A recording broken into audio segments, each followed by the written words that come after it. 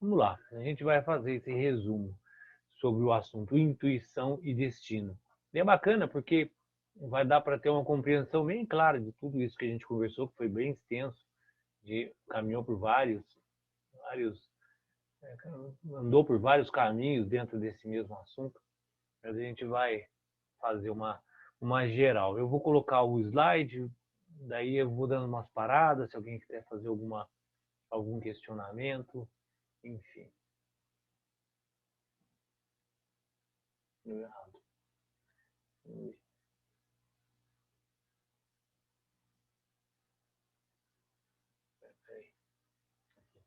Agora sim.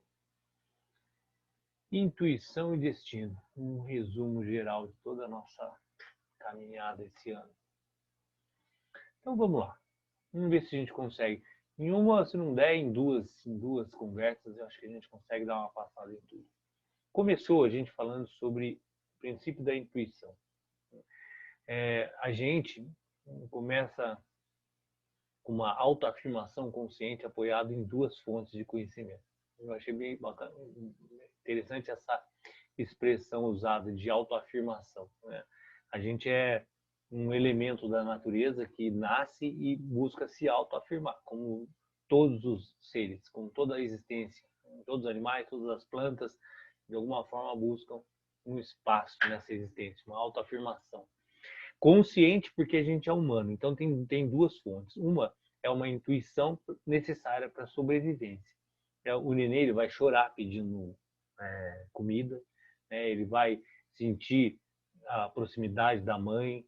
Existe uma intuição de sobrevivência, né? No qual ela vai seguir alguns atos intuitivos para a própria existência. Isso qualquer ser, né? Vai ter esse princípio, né, instintivo de existência.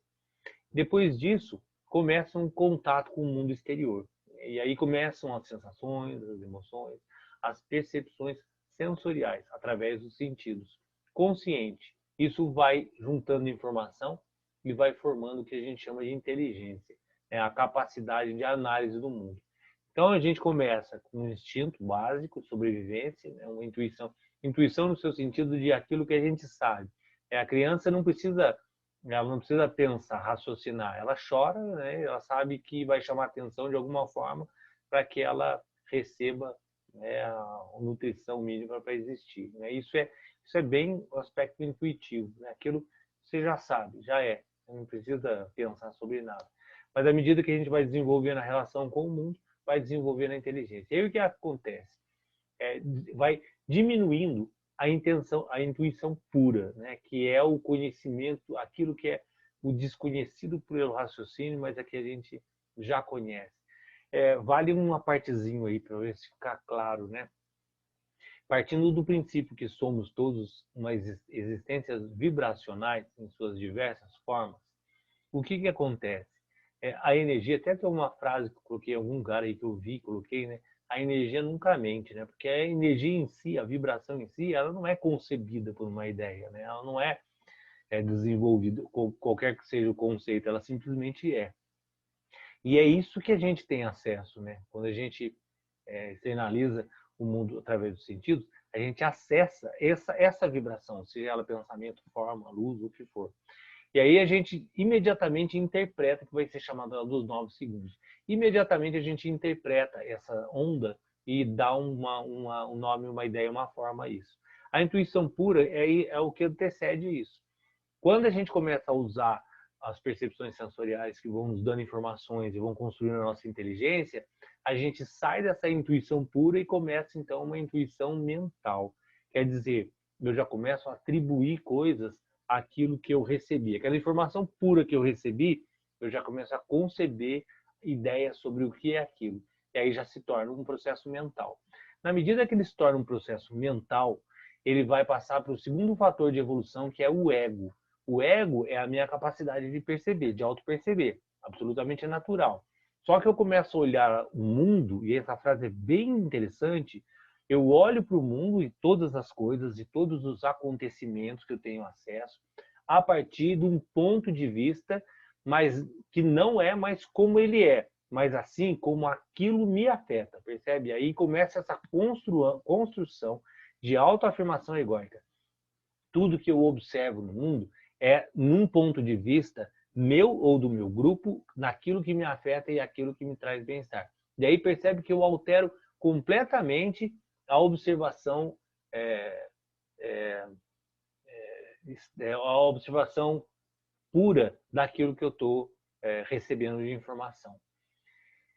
Perde-se então, diminui-se então a intuição pura e constrói-se então uma intuição mental. Essa intuição mental, ela é absolutamente contaminada pela percepção egóica, que eu começo a ver as coisas da forma como me afeta. Já existe um aspecto emocional no qual o princípio de Iraga do Eixo, aquilo que eu gosto e aquilo que eu não gosto.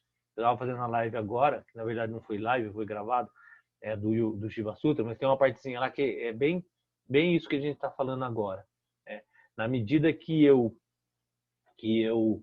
atribuo alguma coisa ao que eu estou vendo, né, eu estou concebendo aquilo que me agrada de alguma forma. E aí já não é mais. E aí eu dei o exemplo do psiquiatra, o psicólogo, o médico, ele não atende parente. Por quê? Porque existe um envolvimento emocional e aí faz com que ele veja de forma distorcida aquele problema. Se o psicólogo, o psiquiatra ou o médico não tem nenhum envolvimento com aquela pessoa, o que acontece? Ele consegue ver de forma absolutamente clara e mais estável, e aí ele consegue ver de forma objetiva. Ele não vê de forma objetiva porque quando existe um valor emocional, aí as coisas me afetam e aí eu vejo de forma distorcida. Então ficou claro, né, que a gente tem uma intuição pura. Primeiro a gente tem uma intuição de sobrevivência, desenvolve depois uma consciência mental. Aquela intuição pura é contaminada pela concepção da mente e aí mais contaminada depois um segundo fator pelo ego, que começa a ver as coisas como elas me afetam. Tudo isso, né, a transformação disso, ela acontece na medida que eu essa desconexão que eu tenho da existência, né, que eu me divido, né, essa é a perspectiva de ego, eu sou um indivíduo separado, eu só consigo retornar à minha intuição na medida que eu me reconecto a essa existência. Eu me volto a ser parte de um contexto só, de uma consciência, de uma natureza existencial. Enquanto eu consigo não lidar corretamente com os outros, essa frase também é bem interessante, né? Enquanto eu for para nós outros, né? Enquanto existir essa perspectiva de outro, né? Eu não consegui entender essa transformação de integração, né? Que seria essa cura da consciência dividida, quando eu me vejo separado. Não existe outro. Né? Na medida que eu concebo a ideia de outra coisa, outro, eu já estou preso a essa existência dualista de separação. Né? E a única forma de eu me transformar novamente nesse contexto intuitivo é eu me reconectar. Buscar a unidade, né?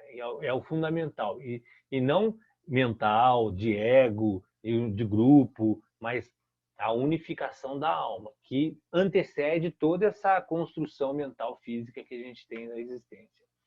Só assim a gente pode retornar àquela intuição pura. Essa é a caminhada, né, da gente yoga, né, se unir novamente a essa perspectiva pura da existência. Por isso o mundo é purificação, por isso sempre esses conceitos.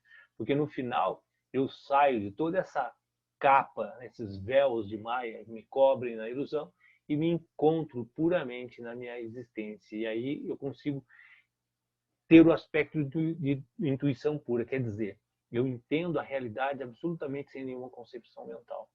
A gente analisar, né, os três, a gente vai falar disso constantemente, quem está dessas as 4 fases não sei se vai ser nesse sábado, mas enfim, as 4 fases da mente.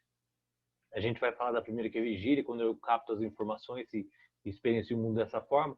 A segunda é quando eu utilizo o sonho como uma nova concepção, experienciando novas formas, né, com mais liberdade, que é uma outra existência com as mesmas informações que são os sonhos.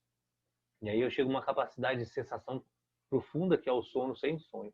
É essa hora que eu cesso toda essa flutuação mental e tenho contato com essa existência mais pura da nossa concepção. Só que eu não tenho consciência sobre isso, a ideia é conseguir desenvolver essa consciência.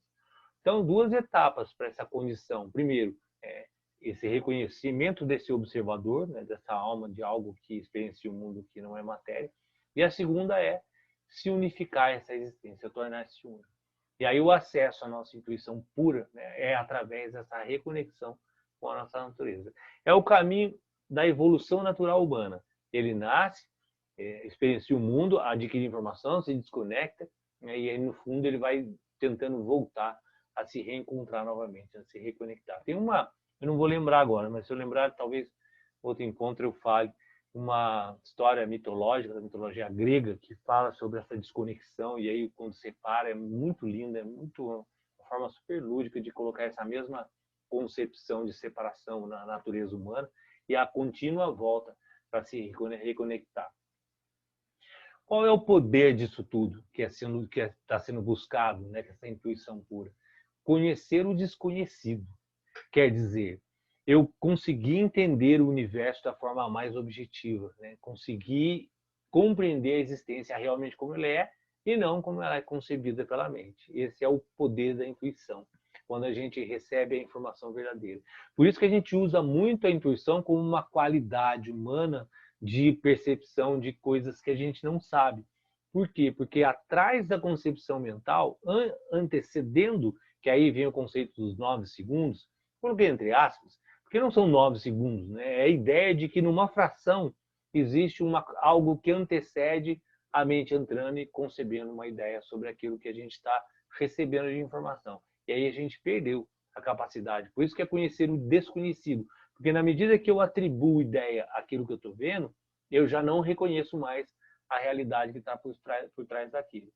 E aí eu perco, né? Eu perco essa capacidade de observar a realidade desconhecida. A intuição, ela está sempre falando, porque a intuição, a informação que eu recebo, né, através dos sentidos, ela existe, ela é. Né? Então, a intuição, ela está sempre, eu sempre sei. Por isso que essa colocação, né, da internalização onde tudo é, e aí tudo está lá. Porque no final, a realidade, ela está sendo passada, a gente está sendo interpretando de forma diferente.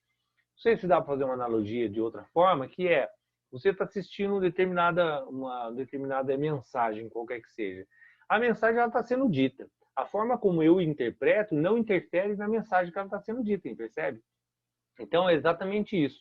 A realidade está sendo mostrada. Eu que não consigo compreender e interpreto ela pela minha condição cultural, mental, limitada de informação, pelos sentidos, etc, etc. Mas ela existe. Então a intuição está sempre ali. Né? Ela está sempre se revelando como realidade. Eu que não consigo perceber, eu não consigo escutar. Porque a minha mente está focada em outros lugares. Eu estou concebendo ideias diferentes da realidade. Então, eu nunca consigo perceber uma realidade que está escondida atrás das minhas concepções. Aprender a prestar atenção na intuição e confiar e agir a partir dela é o que busca o yoga e a meditação. Por quê? Né? Porque o yoga e a meditação, na verdade, a meditação e o yoga não são separados. Não existe essa separação. Meditação é como a fragrância da rosa, da flor. Né? Ele é o fruto do yoga. Não tem como separar a fragrância do... até tido, né, o exemplo da alma e desse observador e do corpo é muito interessante quando se comparar ao vento. Né? O vento, ele traz a fragrância, mas não tem como separar, não tem como se falar isso é vento e isso é fragrância. Em um determinado momento, a fragrância fica e o vento vai. Né? Então, os dois são uma coisa só, mas em um momento se divide. Então, yoga e meditação é a mesma coisa, não tem como separar. Yoga, meditação é o resultado do yoga. Mas são duas coisas, mas não são duas coisas. Mas o que se busca? Qual é a maestria buscando nesse sistema de yoga que leva à meditação? A capacidade de observar essa realidade sem interferência mental. Por isso, yoga é Chitta Vritti Nirodha, né? Cessar as flutuações da mente. Para que então, né, Swarupa, a sua verdadeira existência, né? Swarupa significa a verdadeira, você encontre a sua verdadeira existência. Isso é yoga. Então, todo exercício que é feito, né, exercício no seu sentido geral, não físico, ele é buscando essa capacidade de aquietamento profundo, de equanimidade mental. Krishna coloca isso. Né? Yoga é equanimidade mental. No reino da intuição não existe dúvida. Por quê? Né? Porque é a realidade. Né? Não existe outra coisa. Se existe uma modificação e uma alteração, é porque não é realidade. Isso é até colocado no Yoga Sutra, em algum ponto. Né? A realidade é aquilo que é. Não tem alteração, não tem modificação. Senão, não é realidade. Para que a gente desenvolva a intuição, e esse é um ponto muito bacana, né, que sai do campo da perspectiva mística, né, para que se desenvolva essa intuição, a gente tem um sistema autossensorial. Por que eu reforço que esse ponto é muito importante? Porque quando se coloca uma condição de intuição, pode cair para um lado de um campo abstrato, né, que eu consigo alcançar a minha intuição através de algo que não está sob o meu controle, que eu vou conseguir cessar a minha mente ou entrar num campo abstrato, num campo extra, né? Fora da minha existência normal. E não é. Na medida que você entende que existe um sistema físico para a gente observar o mundo, esse sistema, que Yogi Bhajan chama de autossensorial, o desenvolvimento dele é que vai me dar a capacidade de buscar a intuição. Então, o que significa? É o lobo frontal, o palato, que é onde a língua vai estimulando pontos específicos do cérebro, a glândula pituitária, a hipófise, todo o sistema, né, que transmite a recepção de informações nervosas e transforma isso em aspectos glandulares e hormonais que vão nos dar as sensações e tudo que a gente experiencia o mundo, a forma como a gente experiencia o mundo através desse sistema de sensações, sistema neural e glandular, é isso que vai fazer a minha experiência. Então, como é que eu alcanço a intuição? Desenvolvendo esse sistema. Fica claro, esse é um ponto assim extremamente importante, porque no final, para que eu consiga atingir algo, o desconhecido, algo além, o que eu preciso fazer? Eu preciso habilitar o meu equipamento. Então é assim, para que eu consiga pegar o canal de TV, eu preciso ter um aparelho de TV. E eu preciso ter esse aparelho desenvolvido. Quanto mais desenvolvido, mais capacidade de eu captar esse programa com qualidade. Então, hoje, fibra ótica, enfim, todas as tecnologias que são esse sistema autossensorial, quanto mais desenvolvido, mais qualidade, mais capacidade de absorção de informação e captar essa informação que não está acessível tem. Percebe? É a mesma coisa. Como se a gente fosse uma TV. Eu acho até uma analogia interessante, né? Quando você estuda o cérebro, é como se você estivesse estudando a TV e a antena para entender como se faz um programa, né? Na verdade, a gente tem um sistema que recebe todo isso, lobo palato, glândula, cérebro, etc, etc, é o nosso aparelho, né, que recebe essa informação. Eu tenho que estar com esse aparelho funcionando, mas na verdade a mensagem é recebida e transformada como se fosse realmente uma TV. Recebe aquela onda, transforma aquilo em imagem e a gente assiste algum programa. Então esse sistema ele tem que ser desenvolvido. E como é que a gente desenvolve para alcançar essa intuição? É aperfeiçoando ele através de sadhana, uma prática constante, afinando, reajustando constantemente esse sistema neural, glandular, palato, etc., através desse sistema que é chamado de sadhana. Então, aperfeiçoar o sistema, olha que bonito isso, gente, porque a consciência espiritual, né? Quando se fala consciência espiritual, a gente caminha para um campo muito de rituais religiosos, de templos, né? Desse aspecto místico. Mas a busca, a gente vai ver, são 4 pontos onde o aspecto místico é um deles. Para se desenvolver uma consciência espiritual, a gente tem que aperfeiçoar o nosso sistema físico.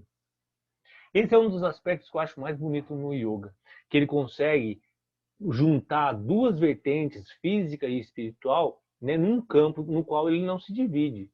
Não tem como eu ter uma consciência espiritual, sendo que esse aparelho que eu estou usando, que é a minha mente, todo esse sistema autossensorial, como é chamado, não funciona de forma refinada. Eu tenho que ter esse refino. Então, as práticas, todas elas, respiratórias, de asanas, físicas, qualquer que seja, elas são extremamente necessárias, o sadhana, de uma forma geral, extremamente necessária para que eu ajuste esse equipamento, afine ele o máximo possível para alcançar a capacidade intuitiva e para eu começar a desenvolver o que a gente chama de consciência espiritual. E aí, quais são os caminhos que eu citei agora, né? A religião, ela vai coordenar o aspecto ético, estético, institucional, moral, né? A religião, ela dá esse campo moral. Não mata, não rouba, cria esse campo de harmonia no seu grupo, né? Para que você consiga caminhar. Ela seria esse regulador, né? Só que depois da religião, a gente vem com um pensamento lógico, raciocínio. Eu analiso aquilo que está sendo exposto através das disciplinas religiosas, nas doutrinas, e aí eu analiso se aquilo condiz comigo ou não, se eu entendo ou não, se eu acredito ou não, enfim, se existe uma empatia, se existe se a seta aponta para o caminho no qual eu estou percorrendo. Aí volta um outro ponto interessante, né, de não ter a condição, essa julgamento de caminho bom ou ruim. Eu vou daqui para São Paulo, até citei esse exemplo. Vou daqui para São Paulo. Se eu vou pela Dutra é um caminho. Se eu subir pela montanha, descer por Campos e passar pela serra e chegar em São Paulo, é outro caminho. E alguém pode falar, isso é melhor ou pior? Para quem gosta de fazer esse caminho pela montanha, talvez não. Para quem gosta de ir pelo asfalto, talvez não. Para quem vai de carro é um, para quem vai de ônibus é outro. Eu vou para São Paulo. A forma como eu vou são diversas. Então, essa perspectiva de religião vai nos mostrar diversas disciplinas morais, caminhos, etc, etc.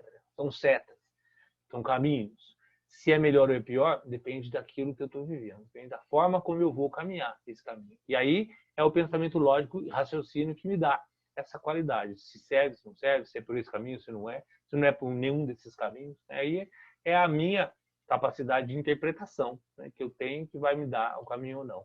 Independente da minha condição de interpretar ou não, existe o aspecto oculto e místico, que a gente estava comentando agora, um pouquinho antes, que é aquilo que eu não consigo conceber. A gente até falou no último ponto lá, matéria escura, energia escura. É aquilo que existe, mas eu não vejo, né? De alguma forma eu tenho algumas experiências que me indicam algumas coisas, mas eu não consigo ter a observação empírica, que é o oculto, né? Que é o místico, aquilo que não é observado. Mas no final, o que estabelece realmente o meu caminho é a minha experiência, é a minha realização, é aquilo que eu realizo. E o sadhana, que a gente acabou de comentar, ele é estruturalmente a base desse caminho. Para que eu gere essa consciência, eu preciso estabelecer uma prática rotineira, contínua, é o famoso treinaí. Não tem outra forma, não tem outra forma. Eu preciso estar com o meu equipamento funcionando. Eu vou para São Paulo. Qualquer método que eu utilize, o método que eu utilizar ele tem que estar afinado, regulado, para que eu faça a caminhada, para que eu faça essa jornada. Senão, eu não vou conseguir fazer. E o sadhana consiste em 3 aspectos.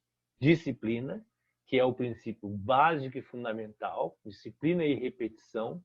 A assimilação, na medida que eu gero uma disciplina, repito várias vezes, eu assimilo aquilo que eu estou repetindo e que eu estou gerando na disciplina, começo a diminuir a resistência, e aí com a repetição contínua, aquela história do quarentena, 90, 120 dias, 1000 dias, eu gero maestria.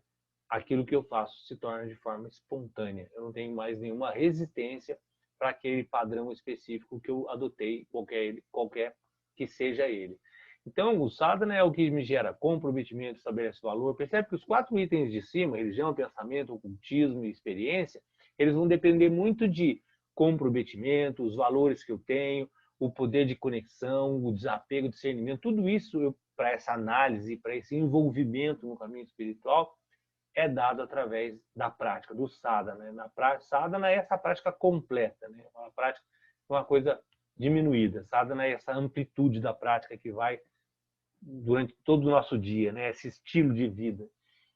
E o sadhana vai criar essa capacidade de uma mente meditativa. Então, não tem como eu, a não ser os santos, que já nasceram karmicamente dessa forma, não tem como eu estabelecer uma mente meditativa sem uma prática contínua, constante e correta. Né? Constante, e constante, e constante. Disciplina, disciplina, disciplina. Não tem outra forma. E aí, para eu conseguir essa possibilidade de consciência em estados e capacidade meditativa, sadhana, ele nos traz a capacidade de ouvir. Esse ouvir é essa possibilidade de eu observar aquilo que está nas entrelinhas ou aquilo que antecede a minha concepção mental. Então, desenvolver o ser autossensorial nos dá a experiência para que a gente se conecte ao oculto, ao místico. Vou fazer uma pequena pausa aqui, para se alguém quiser falar alguma coisa, porque daí a gente vem nos desdobramentos, né? Como é um resumo, eu estou meio que dando uma acelerada aqui, então vamos ver se alguém quer fazer alguma pergunta, algum questionamento, fique à vontade.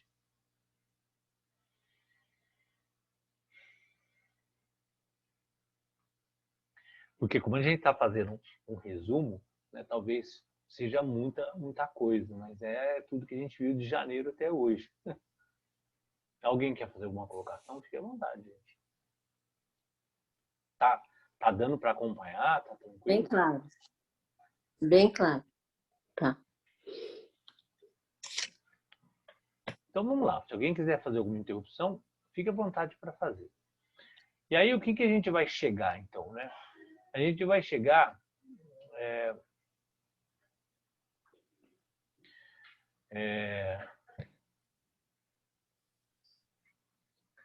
no aprofundamento desse alinhamento com essa condição de compreender essa realidade vibracional. Quando fala realidade vibracional, essa existência, né, que em si ela é um sistema de vibração, igual a gente interpreta. Só vou fazer uma coisinha aqui, peraí. Tem o microfone ligado. Pronto.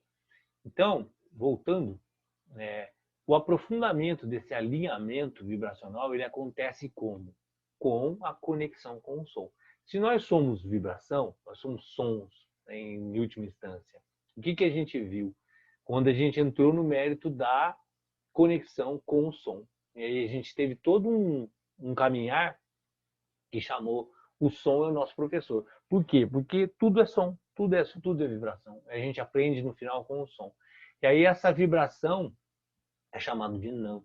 A ciência que faz com que a gente entenda um Nam é chamado de Nadi, né? Que não é o nada, que é aquele som que antecede a existência. Nadi aí seria a ciência do estudo desse som, né? Que é a vibração da existência. Então a gente, no final, tudo se resume a um sistema vibracional, né? Que no shivaísmo é colocado, nós somos mantras, a mente é um mantra. Através da ciência dos mantras, a gente conhece toda essa existência. Tudo é mantra no final. Então, o som, respiração e ritmo são as conexões que a gente faz entre mente, cérebro, comportamento, para a gente se alinhar e encontrar essa existência mais pura que ela é vibracional. E isso é chamado de Shabad Guru. Então, como eu chego no Shabad Guru? Através da ciência dos mantras. Mantra, da palavra manas, de mente, né, que significa trang e projeção. A projeção da mente. Mantra é uma projeção criativa da mente através do som. A ciência do mantra, ela se baseia num conhecimento vibracional, uma forma de energia que tem forma, estrutura, poder e um efeito previsível na mente humana. Então, se você pega um trecho qualquer de uma escritura, que é chamado Shabad Guru, essa essência, aquele som específico repetido, ele vai ter um efeito previsível dentro da mente humana. Ele vai alterar o padrão, né? A gente viu no estudo do Nadi, que é de acordo com o movimento da língua, do sânscrito, e ele vai estimular pontos específicos no palato e vai alterar padrões e a química do cérebro, que é muito interessante, porque a transmissão depois de informação ela é feita através não de cabos, mas através de química. Então, na medida que eu altero essa vibração interna, eu altero a química, os padrões cerebrais, eu vou alcançando outros níveis. No Yoga Sutra, na turma da final de semana que vem, que a gente vai fazer o encontro do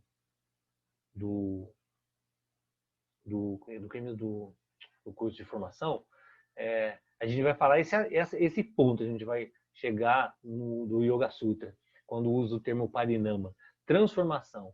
Como é que eu consigo compreender, como é que eu consigo elevar a minha consciência a um nível, como esses yogis fizeram de chegar a essa condição de compreensão profunda da existência e desenvolver o que são chamados de siddhis, né, os poderes. Como é que se consegue isso? Através da transformação da consciência. Eu já dei esse exemplo várias vezes, mas como a gente está nesse ponto, vale lembrar. A criança observa o mundo de uma forma. Como é que ela consegue observar o mundo como adulto? Aquela consciência de criança se transformou.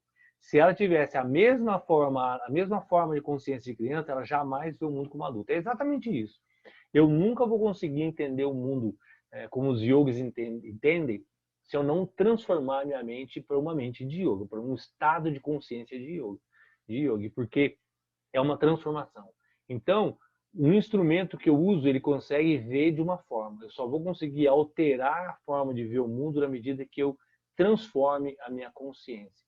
E o mantra é uma das principais ferramentas de alteração desses padrões e transformação dessa química, por isso é muito utilizado nas tradições o princípio de japa, de repetição de mantra. O que se busca no final é o estado que é chamado de Anahata. Anahata é o chakra do coração, que é essa integração do som com o ser. Então, na medida que eu vou repetindo um determinado som, eu vou integrando a minha existência, afinando a minha frequência com aquela do som no qual eu estou vibrando. E isso que é a ciência dos mantras para encontrar o que é chamado de Shabad Guru. Shabad Guru é Shabad, o som, não o som da sabedoria, aquele som específico que está por trás de toda a composição sonora no qual a gente desenvolve uma linguagem, independente do que eu quero dizer com, por isso que mantra, né, tido, independente de você entender ou não, né, ele vai fazer um efeito, porque existe um Shabad, um som específico por trás, que ele é interpretado, desenvolvido em linguagem e tal, mas aquele padrão, ele está muito além dessa compreensão, né, mental que a gente atribui a isso. E a ideia, quando é colocado que ele se destrói o ego, né? Por quê?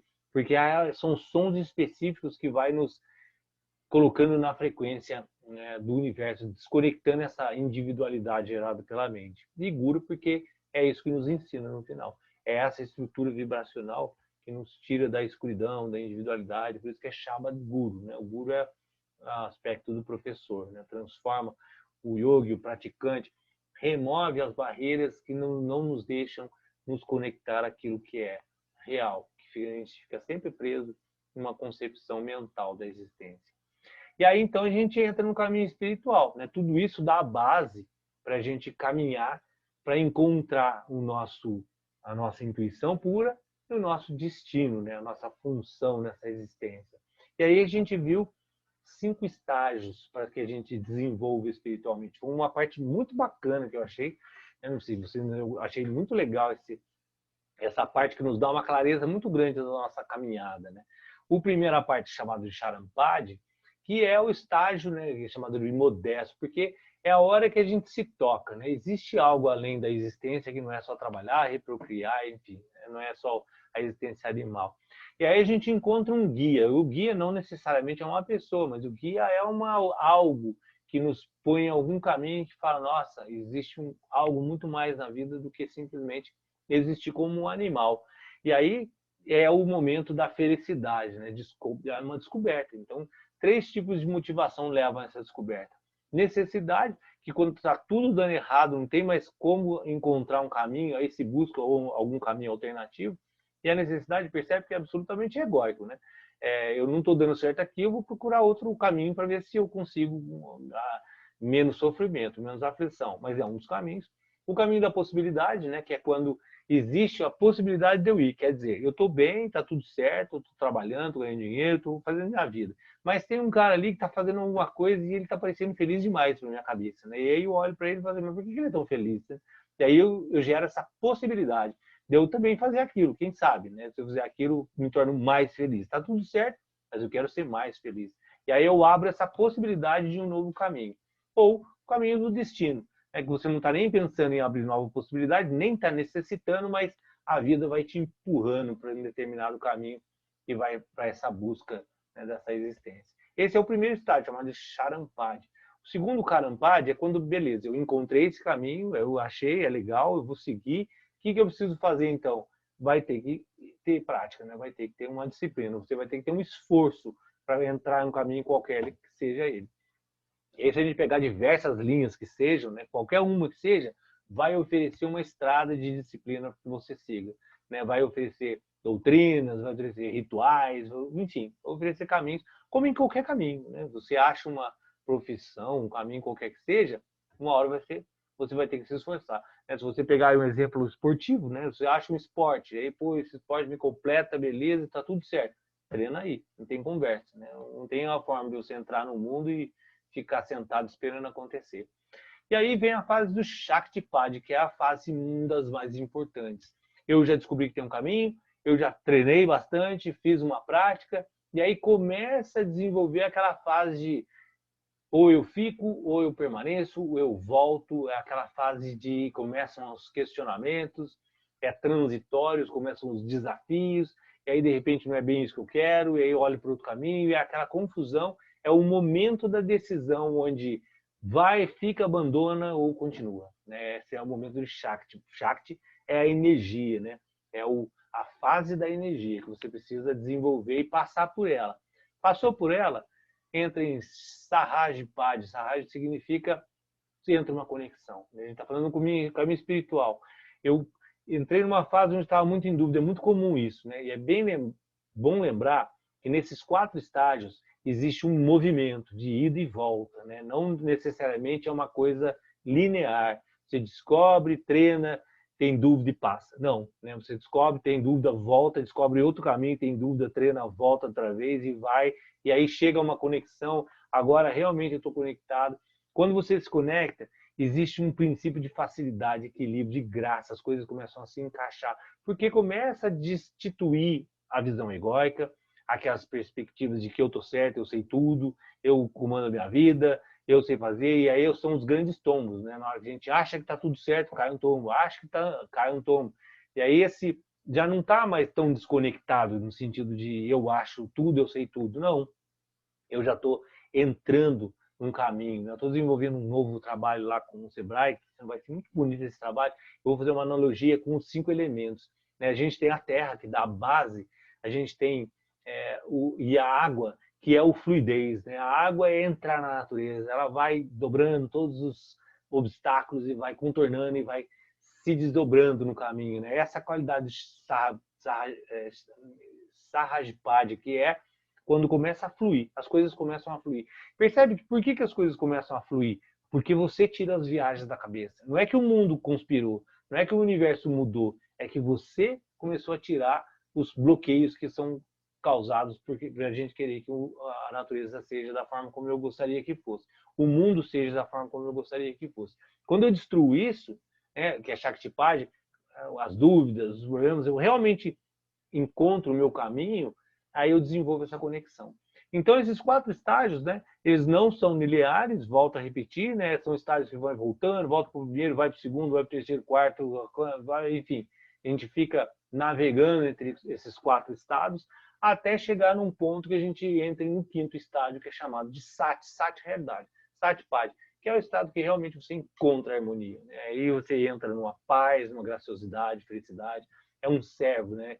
Entra nesse aspecto de profunda entrega, né? Não tem mais essa volta, não tem onde chegam os santos verdadeiros, os grandes yogis, as grandes almas, os mahatmas, eles chegam, saiu desses 4 que a gente está, né, oscilando entre eles e encontra realmente o estágio do mestre, né, um raro estágio a ser alcançado, mas de sabedoria, de profunda conexão, e aí ele não volta mais, aí ele já está num estado de realidade, que é chamado de Satipad.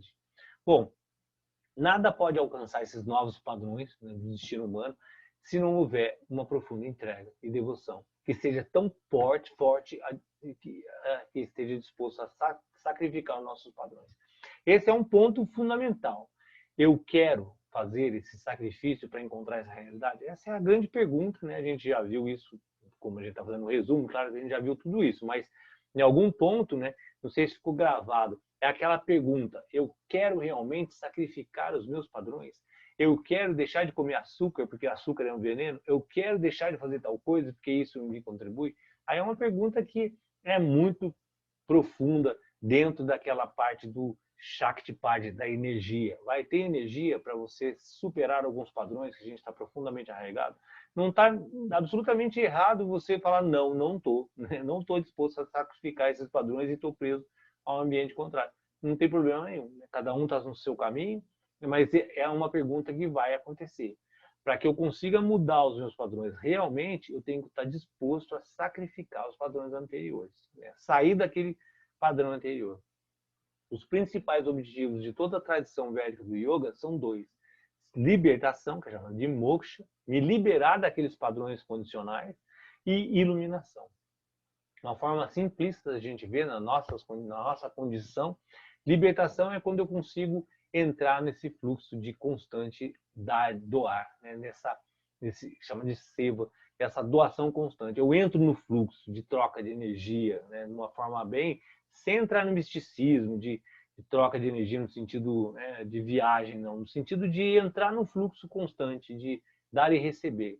Né? E aí é uma frase muito bonita, né, que a gratidão das pessoas vai nos libertando do nosso ego, da nossa condição. Às vezes não, às vezes o ego pode nos confundir. Mas se está num estágio de libertação, quer dizer, eu estou realmente entregue, né? Não estou preso às condições egóicas, de vontade, ilusórias, dos meus conceitos, vou me libertando desses conceitos. O segundo é a eliminação. A eliminação é quando realmente eu me rendo, né? Realmente eu entendi, quando eu compreendi de verdade, porque percebe que a libertação ela ainda tem um fio dentro dessa visão bem mais simples da nossa entendimento de moksha, né? E aí moksha, se entrasse na compreensão profunda mesmo, seria se libertar dessa roda de nascimento e morte, mas não vamos entrar nesse mérito, né? Que a gente está preso aqui, então vamos falar da nossa realidade mais simples, né? Que seria se libertar dessa grade, dessa concepção ilusória, né? E a iluminação é quando você entende isso, né? Iluminou, acendeu a luz, você realmente entende, né? Não é uma coisa por modismo, por alguma gratificação, por alguma consequência boa que possa trazer qualquer que seja isso. É quando você realmente entendeu, isso é iluminação. No final, a gente está aqui para servir, né? Servir no sentido de que cada existência do universo tem uma função. Eu até brinco, mas assim, o pernilongo, por mais incrível que possa parecer, ele tem uma função. Se o pernilongo tem uma função, qual é a minha? Qual é o meu papel no universo, a não ser comer, dormir e fazer o estrago que a gente faz na natureza? Além disso, que não é um papel muito benéfico, né? Qual seria o meu papel real nessa existência, né? Nesse universo? Né? Para que, qual é o meu serviço? Essa seria a pergunta. Isso pode ser entendido como missão, sentido de vida, dharma, destino, pode dar vários nomes, mas qual é o meu papel fundamental? E aí a gente entra, então, na concepção de destino. Né? Se a gente estava falando até agora de um processo intuitivo, de concepção de realidade, essa intuição me leva a um destino. É quando eu me encaixo, eu encontro o meu papel no universo, né? Encontrar aquele lugar, que ele vai ter umas visões subjetivas, né? Profissão, maternidade, tudo isso são visões externalizadas de um papel mais profundo que eu venho cumprir. Não é a minha realidade, né? Não é a realidade do profissão, não é um dharma profundo, mas é uma expressão do dharma. Maternidade, paternidade, enfim, todos os aspectos que a gente assume na nossa existência são expressões dessa função mais intrínseca da nossa existência. Encontrar esse lugar onde eu me sintonizo, me dá uma noção clara de quem eu sou e do que eu estou fazendo, essa é a grande busca humana. Essa é a grande busca de liberar a viagem e encontrar esse papel, né? essa forma. E aí a existência começa realmente a fluir. Toda a natureza ajuda, porque é o papel de que toda a natureza ajuda o passarinho a voar. Né? Ele não vai precisar fazer um grande esforço para cumprir o papel dele na natureza. Né? A abelha vai lá, vai polinizar e cada um vai cumprir o seu papel, porque a natureza vai fazer com que a gente flua. Esse exemplo da nota eu achei espetacular, porque é uma simples nota. Se você pegar uma música, a música é composta por diversas notas. Cada instrumento vai estar com diversas notas. Se você pegar uma orquestra, são instrumentos infinitos que vão estar produzindo diversas notas. E cada nota ela tem um estado de existência, complexidade, intensidade, clareza, cada nota. Então, se a gente imaginar o universo sendo esse conjunto musical infinito, lá nesse conjunto musical existe uma nota. E essa nota tem intensidade, clareza, ressonância, harmonia, perfeito. E ela tem um tempo existencial perfeito dentro da peça. É lindo pensar dessa forma, porque fica muito claro que aquela nota ela vai ter uma existência, uma frequência e um tempo. E aquele tempo é perfeito dentro da música. E acabou aquele tempo, ele cumpriu o Dharma, o papel dele. Nós somos essas notas. E o objetivo é encontrar qual é o lugar, aonde eu estou sintonizado nessa grande orquestra que é o universo. E aí, na hora que eu encontro isso, eu tenho a minha importância específica de uma nota. Se eu não tiver o conjunto de todas as notas, não tem música. Para eu me despertar para essa compreensão da minha existência profunda, eu preciso ter força, eu preciso ter energia e agir. Se eu não tiver esses três elementos, eu não consigo me despertar na minha existência. Então, eu preciso voltar ao aspecto básico que a gente viu, que é chamado de sadhana, prática, gerar capacidade de ação, energia para agir e força. Muitas vezes, vocês devem ter passado isso, se vocês não passaram, eu passei, vou dar meu exemplo, nessa pandemia acaba a força, né? No sentido literal, porque a gente está passando uma crise hídrica, pode ser que acabe a força de sentido literal, mas não é esse sentido não. Acaba a força dia a gente fala assim, putz, hoje não, hoje já deu, né? Para mim já deu, não tenho mais força para agir, né? E aí precisa ser gerado, né? O campo, aí vem aquela analogia do prana, né? Quando você torce os deuses torceram o oceano, né? Para gerar a amrita, né? Aquela hora que você gera uma prática que vai te gerar energia, ação, força. Você retoma a força para continuar a caminhada. Embora a gente está no caminho, mas a gente não sabe quem nós somos, né? Que é essa constituição de realidade, consciência e estabilidade e harmonia, sati, realidade, tita, consciência, ananda, essa harmonia, nós somos isso, mas a gente não se consegue perceber com essa existência, a tríade, a gente fica constantemente gerando força, energia e ação para que a gente um dia desperte, para que a gente um dia consiga observar as coisas com clareza. E aí, quando a gente conquista essa verdade, ela vai criar uma consciência elevada e a gente vai realmente entrelaçar todo esse sistema emocional, funcional com a nossa existência. É a nota entrando na música no tempo certo. E aí, tudo flui, o espírito flui, é uma força incontrolável. E aí, o aspecto da criatividade. E aí tem essa frase que eu frisei, que eu acho também outra frase bastante importante nesse contexto todo, que é: se a gente está correndo atrás das coisas, mude a frequência da sua alma para o serviço, até as coisas começarem a vir até você. E aí é aquela coisa que eu coloquei do rio. A terra dá base, o elemento terra dá base. Mas o que dá fluidez é o rio, é entrar como uma água, é a frequência da água na hora que tudo flui, né? Quando começa a realmente contornar todos os obstáculos e fluir. Aí as coisas começam a entrar, né? As coisas começam a vir porque começa a ser natural, né? Não tem uma forçação de barra. Existe uma frase que eu não vou lembrar agora: se você forçar o sapato é porque não é do seu tamanho. É mais ou menos isso, mas se a gente forçar é porque não cabe ali, né? Então forçou, começou a estar correndo muito atrás de alguma coisa, muda a frequência. Não é isso. É isso. De alguma forma você está tentando fazer com que o rio suba a água e ele não desça. E aí uma outra frase grifada bem legal, que é: o cotidiano passa a ser uma coisa valiosa, o que é muito difícil. A gente sabe, principalmente em eras de pandemia, onde a gente sai pouco, que o cotidiano passa a ser uma coisa muito chata, todos os dias a mesma coisa, acordar no mesmo lugar, fazer a mesma coisa, falar, enfim. Quando o cotidiano passa a ser valioso, é porque você está começando a encontrar um caminho correto na vida. Se está muito chato, porque percebe que esse cotidiano, independente da pandemia, ele é um conceito que eu ouvi em algum lugar, não lembro aonde, que foi em alguma literatura védica, com certeza, não lembro qual, que é quando o ser humano, foi na parte que fala da Kali Yuga, na era que a gente está vivendo, e tem um ponto que fala assim: o ser humano vai ter que tirar férias. Essa é uma análise profunda a se fazer, porque quando você precisa tirar férias da sua vida, é porque está tudo errado. Uma coisa é descanso, você faz uma atividade, se cansa e tem uma hora para descansar. Outra coisa é você se afastar daquilo que você está fazendo. A férias no sentido de deixo aquilo para fazer outra coisa, quer dizer, aqui está errado. Se você acorda segunda esperando a sexta, alguma coisa está errada. Então, transformar o cotidiano numa coisa valiosa, eu acho que é um dos grandes passos que a gente pode dar na nossa vida. Porque no final, pode ser que um monte de coisas, mas o que está disponível para a gente é essa vida agora que a gente está vivendo. Desperdiçar ela seria uma coisa muito maléfica em todos os seus sentidos. Então, os dias que eu perco esperando chegar o outro, é bem complicado. É uma análise que cada um deve fazer, né? Porque cada um tem a sua vida, e analisar profundamente, né? Por que eu preciso tanto de férias e por que eu preciso tanto do fim de semana? Porque alguma coisa está errada. Porque o meu cotidiano ele tem que ser valioso, de alguma forma. Então, a base é: eu primeiro sirvo a mim mesmo, né? Com disciplina espiritual, e aí eu desenvolvo o meu ser autossensorial, desenvolvo minha capacidade intuitiva. Eu preciso me desenvolver primeiro. Não tem como eu ajudar alguém se eu não me ajudo. Não tem como eu fazer nada nessa vida se eu não tenho a capacidade de doação. Entendendo que doação é um conselho, é uma palavra, é um olhar. Não é dinheiro, não é estrutura financeira, não é nada material.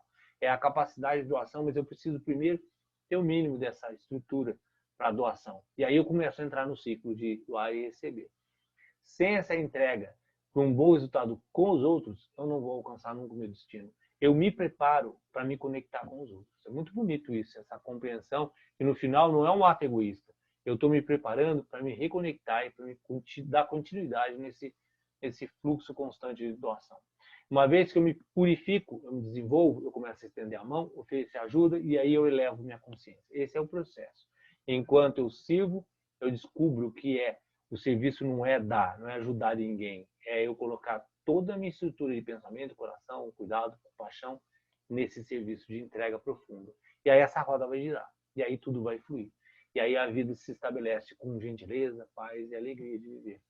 E aí, voltando ao que a gente falou na semana passada, isso é tudo e não existe mais nada. Aí eu consegui, em 8h28, concluir todos os nossos semestres de estudo. E aí fica para vocês perguntarem o que vocês quiserem, falarem o que vocês acharem importante.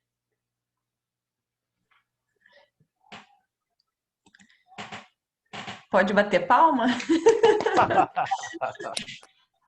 Olha, essa aula a gente vai ter que salvar, deixar ali como coringa, porque o que foi falado hoje, meu Deus do céu. Esse resumão aí, porque tava fracionadinho, né? Daí veio esse resumão aí agora, ó. Né? Tem que deixar salvo isso daí, porque é pra gente ficar consultando. Porque exatamente tudo é o que a gente tem que fazer, né? Esse servir aí. Se for analisar todas as profissões, por mais que fale assim, umas é serviço, outra, mas é servir, né? O que a gente faz aqui, independente de qualquer classificação, é servir, né? É servir. E agradeço a Sandra, porque foi ela que deu essa ideia de fazer esse grande resumo. E foi um exercício de pegar todas as aulas. Eu achei que foi muito bacana mesmo, de dar uma alinhavada em tudo, né? Porque lá do começo, há 6 meses atrás, a gente nem lembra mais o que foi falado e essa forma de retomar tudo. E na hora da alinhavada vem tudo de novo. Esse aqui foi muito bom. Muito, muito, muito obrigado, Dani. Foi parabéns. Bem bacana a gente dar essa passada geral, né? Boa noite a todos. Cheguei atrasada, desculpa, professor, mas gostei muito, como a Elis falou. É para deixar salvo mesmo. Ficou com um gostinho de quero mais. E para mim ver os vídeos anteriores, né, que eu não vi. Sim. No início do curso, né, que foram 6 meses. Esse estudo começou exatamente em janeiro, que eu lembro que terminou o ano passado, a gente tinha um outro estudo, que foi o ciclo da ação, etc. E aí a gente começou esse estudo que era Destino e Intuição. E aí a gente caminhou 6 meses, e eu acho que deu para dar uma clareza bem interessante do que a gente viu esse ano, esse primeiro semestre. Mas fica com vocês, gente. Eu achei muito interessante uma coisa que assim, parece que foi uma iluminação, que a gente fala assim de destino, para mim, né? Que foi essa clareza. Quando a gente fala em destino, a gente pensa em algumas coisas compartimentalizadas, né? O destino de ser professor, o destino de ser dona de casa, mãe, sei lá. E isso aí, o destino não é o que está fora, né? O destino vem a partir do que está dentro, né? É essa função mais intrínseca, né? Por isso que às vezes confunde muito o destino com uma coisa fatalista, mas no final, se você pegar o destino da flor, é ser flor. Isso não tem fatalidade nenhuma. E não tem nada de ruim nisso. Ela simplesmente está cumprindo o destino dela. Olha a Richelle dando outro exemplo de uma yogi perfeita, assistindo a aula de máscara. Você vê que além de ela estar no... Tô brincando, que eu sei que você está no hospital. Ela está no hospital. Mas para mim isso foi um insight muito legal, viu, hoje, viu? Que bom que tem essas aulas de recuperação, meu Deus, a gente vai pensando. No final do ano a prova que venham outras recuperações. Muito bom. Foi bem legal. Precisamos de recuperação mesmo. E eu percebi o quão bacana foi, porque é o tipo de coisa que me trouxe pensando ao longo desses últimos 6 meses. Assim, é um tipo de pensamento recorrente, né, que a gente começa a ver essas coisas que a gente está estudando aqui em todos os aspectos, né? Você percebe que o estudo foi legal quando você incorpora aquilo, né? Eu achei bem bacana isso. Foi bem legal, me fez pensar mais nesses aspectos, assim, achei bem bacana. Valeu. Sim. E eu acho, uma das coisas interessantes é tentar ver tudo isso que a gente está estudando de alguma forma, mas, como você colocou, incorporar na nossa vida. Eu achei isso fundamental, para não ficar aquela coisa distante, né, de algo sublime, poético, mas que não tem nada a ver com a minha vida, né, com o meu dia a dia, né? É bonito, mas eu não consigo nada, né, Danilo? Não pode, né? É bonito e vamos caminhar nele. Que a gente vai começar, o livro A Voz do Silêncio, e vocês vão ver que é um espetáculo de livro também. É um livro que tem uma linguagem absolutamente poética, mas ele vai profundamente em tudo isso que a gente está vendo com uma outra linguagem, com uma outra forma, mas no final ele reconstrói toda uma visão de mundo com uma forma poética de colocar. É um livro muito, muito bonito, muito lindo. Legal. Aquela citação que você fez foi desse livro? Oi? Aquela citação que você fez foi desse livro? Qual citação? Nossa, eu falo tanto na minha vida. Foi mais pro final agora. Agora, nesse tudo? Isso, agora mais pro final do vídeo. Não, provavelmente não. Você falou que foi num livro de... Foi numa literatura védica, né? Não foi esse livro, não.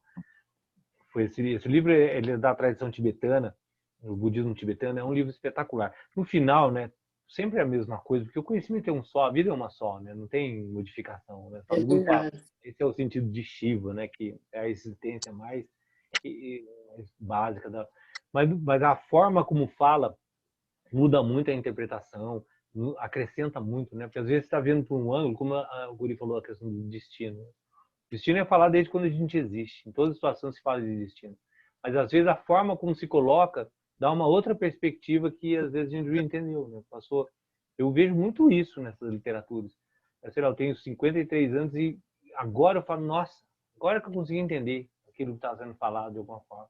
Porque, às vezes, o jeito como é colocado abre uma luz, né, no qual a gente não percebia. E esse livro, A Voz do Silêncio, ele tem muito isso. Essa capacidade de abrir novas portas sobre o conhecimento.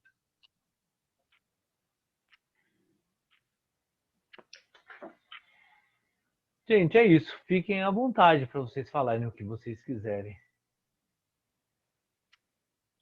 Eu adorei, só tenho que agradecer. Muito obrigada. Agora a gente vai começar a estudar esse livro que você falou, A Voz... A gente vai estudar esse livro, A Voz do Silêncio. Vai ser o nosso próximo estudo. Vale a pena comprar. Custa R$25 na Amazon ou no estante virtual. É um livro de versos. É como o Yoga Sutra, é como essas literaturas. Né? Vocês vão ver que é um livro com uma linguagem absolutamente poética, mas extremamente profunda.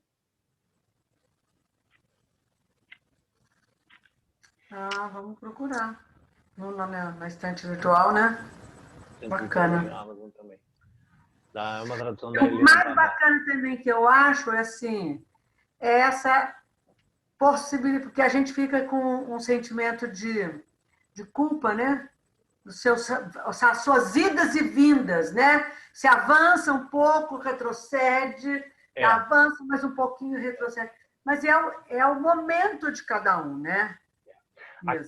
Aquela parte do estudo dos 5 fases do caminho espiritual, eu acho que é uma das partes muito bacanas. Se alguém tiver que revisitar os estudos, aquela parte é uma parte muito bacana, que é o que você falou. Ela dá uma clareza dos momentos que a gente vive e das idas e vindas, né? Que a gente às vezes está no estado e volta, e vai para o outro e volta. E ali está classificando muito claramente, né? Quais são os passos que a gente está dando, quais são o que a gente deve fazer, eu achei uma parte muito bacana do estudo. Então, uma clareza muito boa dessa caminhada que a gente está, né? E às vezes a gente cai, às vezes a gente volta, às vezes a gente tem deslumbre. E deixa muito claro esse caminho. Muito bom. Nós vamos encadernar essa aula. Pois é. O encadernamento dessas coisas é vulgarmente conhecido como livros, né? Mas é bem interessante. Gente, eu vou só interromper a gravação para não ficar muito extenso para quem estiver pegando a aula. Agradecer muito a presença de vocês durante esse estudo, que a gente vai começar novos caminhos. Muito obrigado por essa caminhada. Boa noite a todos. Boa noite.